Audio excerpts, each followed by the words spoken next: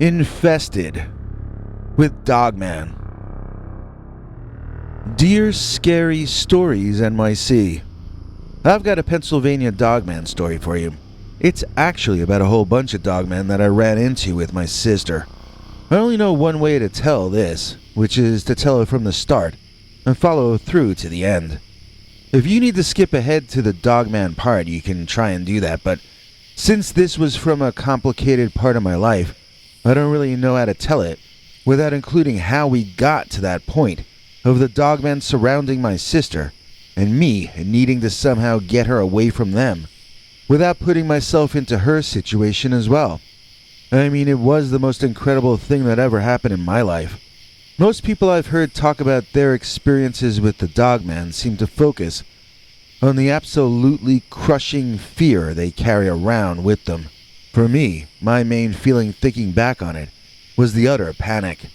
Yes, I was afraid, but it went beyond fear because I knew I had to do something before my sister was taken from this world right in front of my eyes, and I knew I had a duty to myself to save my own self from a painful and horrible demise as well. Even though I've never been close with that sister, and even though she openly disrespects me, I was not going to be able to live with myself if I allowed her to get torn apart by those wild animal men with their glowing, insane-looking eyes.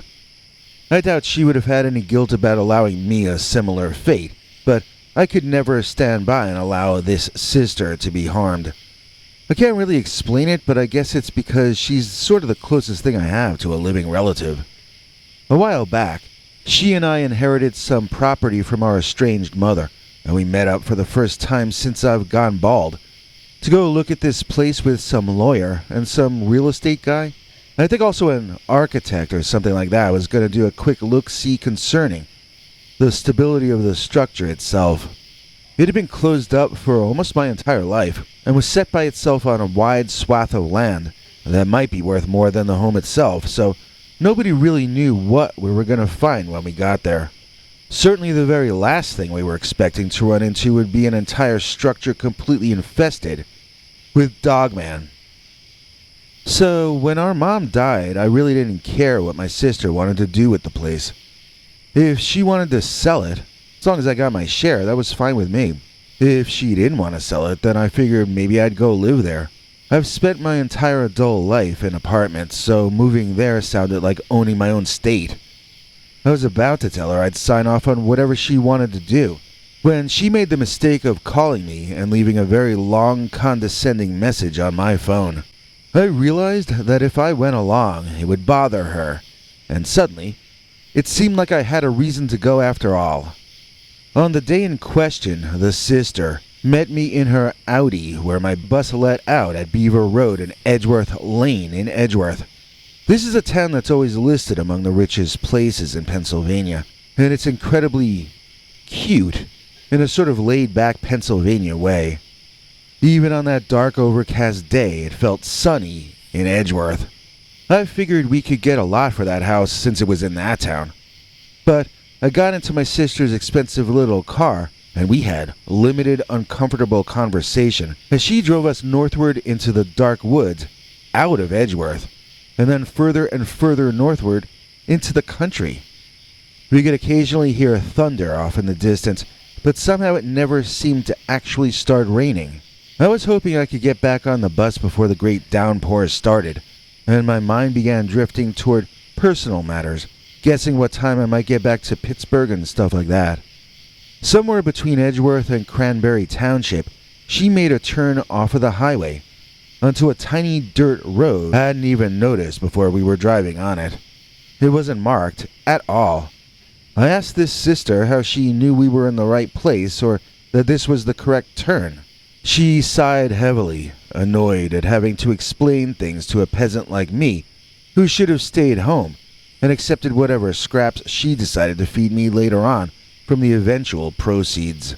Apparently she and her lawyer had been out to the place once before, and they had located the old path leading to the home. They had not, however, been able to get inside, as about halfway up the road, they had run into a fence with a giant old lock on it. So I wasn't surprised when we did reach a fence blocking the path, as she had described. I was surprised when it wasn't an old, ornate gate befitting a mansion with grounds. No, it was a chain-link fence like you might see around a basketball court behind a public school. Nobody else was there, so we got out and stood around. The lock looked ancient and rusted. It was a padlock, I think they're called, and it was definitely from the 20th century. I didn't know this place had been abandoned as long as it had been. I said something like that to the sister, and she lectured me that this house had actually been inherited by our mother from an aunt of hers, and our mother had simply considered it part of her collection of things she owned. She may have vacationed there once or twice with the man she was married to before she married the man that my sister and I think of as our father. He was the biological father of my sister. I was adopted later on, after mother could no longer have her own children. Most of the inheritance went to my sister, but this house was one of several items that were left to the sister and myself, and she had little choice but to deal with me for a while or, hire someone to off me. Apparently she decided it was more cost-effective to endure a brief period of cooperation than to have me dealt with, so I am still alive to tell this tale.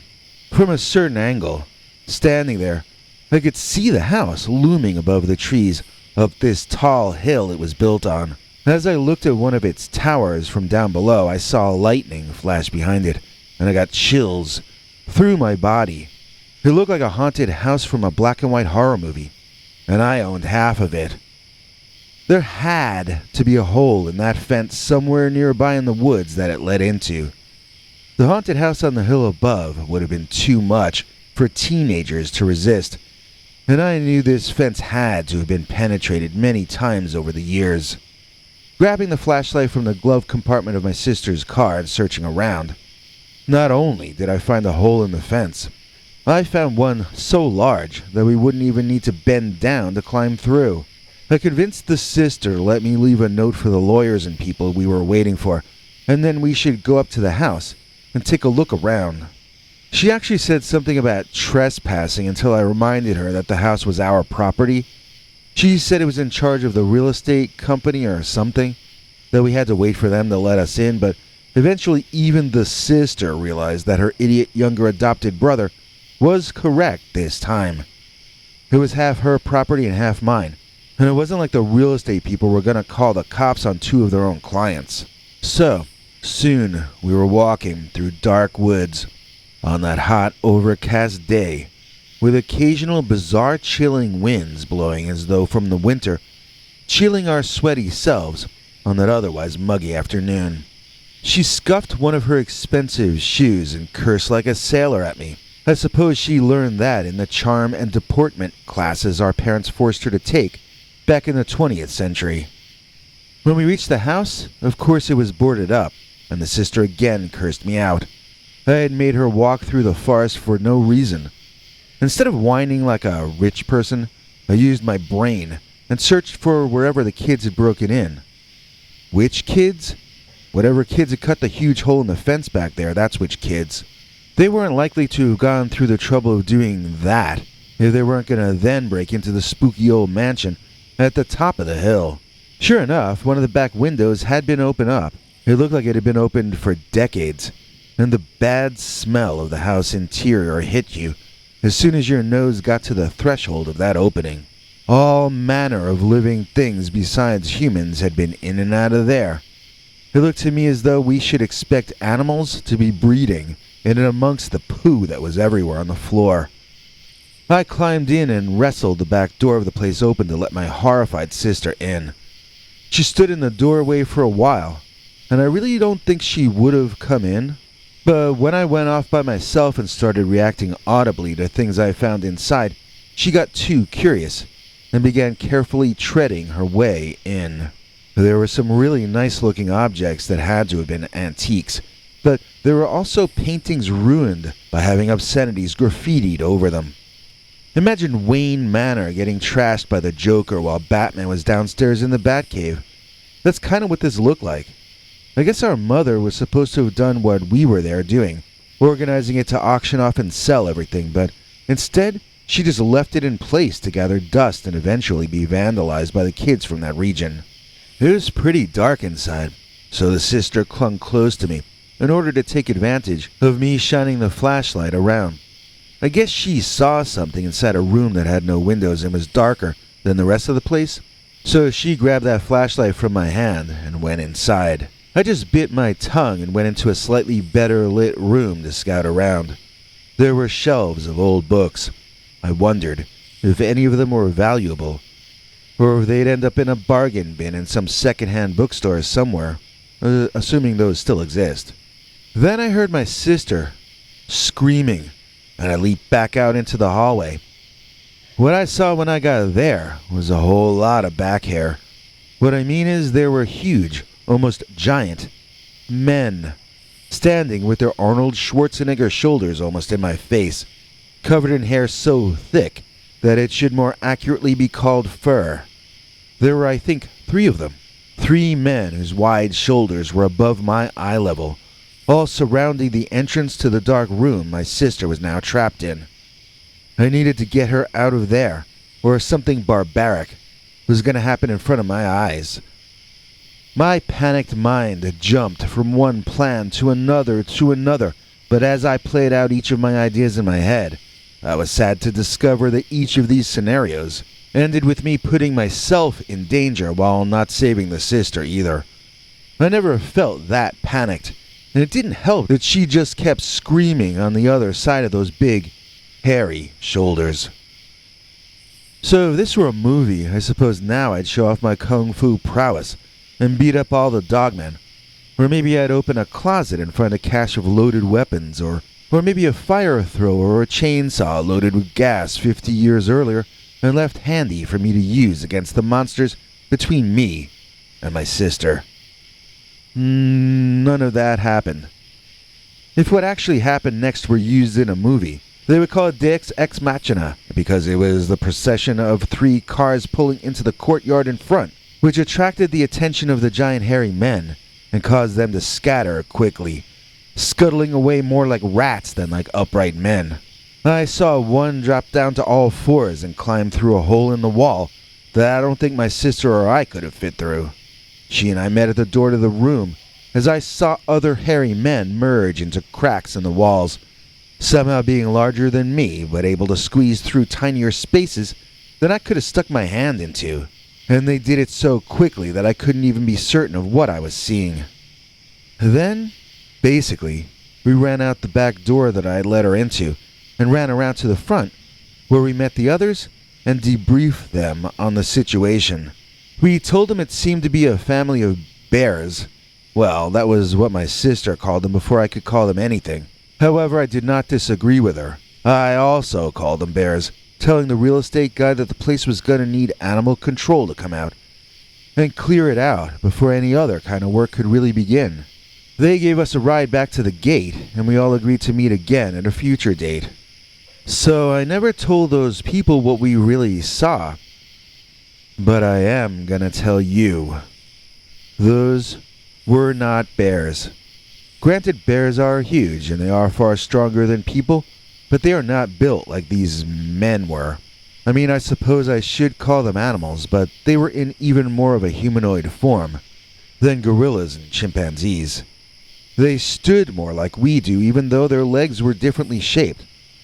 They seemed balanced better for walking on their hind legs, and they had arms with hands, not front legs with paws. While it is true that the fingers on those hands ended in long, inhuman claws, they were still hands. And so to me, these were some kind of men. Just men that I had never seen or heard of before. When they got scared and scattered, though, you saw them turn and you saw how their faces were not human at all. They had heads with snouts every bit as long as a dog. Or a rat. They had ears like an animal too, but not like a monkey, more like a rabbit or a rat or a cat or a dog. Not exactly like any of those, but up on top of the head, ears that stood up and could move around the way an animal can do it. When they opened their canine-looking mouths, they had teeth that you would expect to find in the mouth of an apex predator. In that dim light, their eyes glowed, but I don't know what light they were reflecting. It almost seemed as though they had little light bulbs inside those eyes, as though they were lit as brightly on the one standing back in the shadows as the one standing in relatively brighter light. I mean, maybe that's how eyeshine works, I just don't know. But it seemed like another strange thing that we were witnessing. In my opinion, the weirdest aspect of any of this was something that at least so far I haven't read anyone else describing in their encounters with upright canine-type beings. And that was the way these big hairy guys, much taller and muscular than myself, were somehow able to squeeze through openings that I couldn't get through if you gave me 2 years to diet. That's something that we associate with some kinds of lizards or snakes, but also with rodents. Maybe this monster that most people call Dogman is actually a closer relative to rats and squirrels than he is to wolves and dogs, or humans for that matter. Maybe we were looking at a man-sized upright walking rat who could separate his bones internally in order to fit through impossibly small openings. It's one of the ways that mice and rats have survived for so long and will likely still be here after we're all gone. Maybe this is also a survival instinct of the animal or person colloquially referred to as werewolf or dogman. I know what I saw was not a trick of light or darkness. So a sort of postscript to this adventure was that I allowed my sister to handle things the rest of the way. She told me that when the animal control people were done and handed in their bill, they listed that they had removed a family of raccoons from the attic and relocated them. They also located some kind of a rodent I had never heard of. I forget what they called it, but it was something the size of a mouse. It was not what we saw. My sister told me she asked the workers if they saw anything larger than a raccoon inside there, and the guy laughed at her, saying he wished he had seen that in there because then our bill would have been far higher. So it sounds like the dogmen cleared themselves out after seeing humans encroaching on the house. They may still be in the woods on the land, I don't really know, but they seem to have moved on from using the old mansion as a shelter. It's been some time and there's no movement on the sale of the house, although we are keeping our hopes up. Enough of the items inside had value that we've auctioned them and are using the profits from that to keep things afloat until this house eventually finds someone willing to pay our asking price.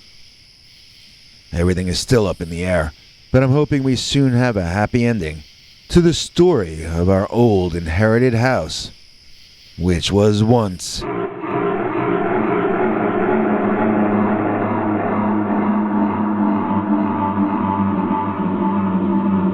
infested with Dogman.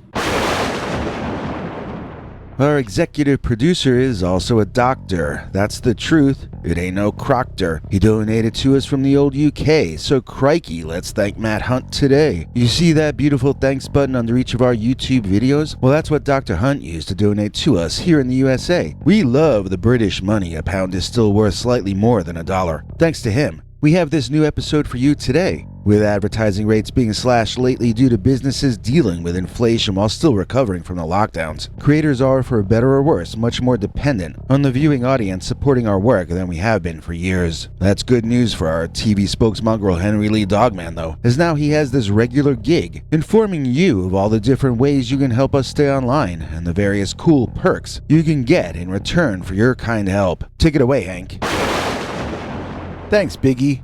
And thanks to all watching this far. If you liked it, please click like. If you'd like to see more of our work, please subscribe. And also click that bell icon if you'd like to be notified when we put out a new episode. To become an executive producer, you can donate to us through the thanks button under each of our videos or through our paypal.me/PeterBernard209 page. To receive cool perks like secret uncensored Dogman episodes far too wild to ever run on this channel, you can become a YouTube channel member by clicking the join button, or join our PayPal subscribers club at peterbernard.com. Joining either at the $3 a month level or above gets you access to our over 25 hours of secret uncensored Dogman stories available nowhere else. Do you have a scary story about Dogman or some other kind of high strangeness that happened to you? Let us know by emailing us at scarystoriesnyc@gmail.com or by leaving us a voicemail message at 804-LA-SCARY. You may need to call back on that when it cuts off after I think 3 minutes. And if you don't want to do any of that stuff, thank you for simply watching to the end. Good night, and have a scary tomorrow.